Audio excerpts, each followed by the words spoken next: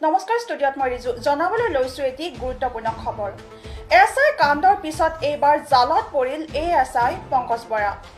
গোচৰ মীমাংসা কৰাৰ বাবে উৎকোচ লৈ হাতে লুটে ধৰা পৰিল এএছআই পংকজ বৰা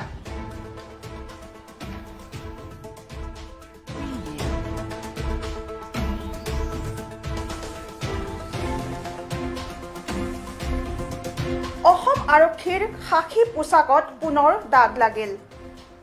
এছআই কাণ্ডৰ পিছত এইবাৰ জালত পৰিল এএছআই পংকজ বৰা গোচৰ মীমাংসা কৰাৰ বাবে ধন উৎকোচ লৈ হাতে লুটে ধৰা পৰিল এএছআই পংকজ বৰা দুৰ্নীতি নিবাৰক শাখাই গ্ৰেপ্তাৰ কৰিছে এএছআই পংকজ বৰাক মৰিগাঁও সদৰ থানাৰ আৰক্ষী থানাত দুৰ্নীতি নিবাৰক শাখাই এএছআই পংকজ বৰাক জেৰা অব্যাহত ৰাখিছে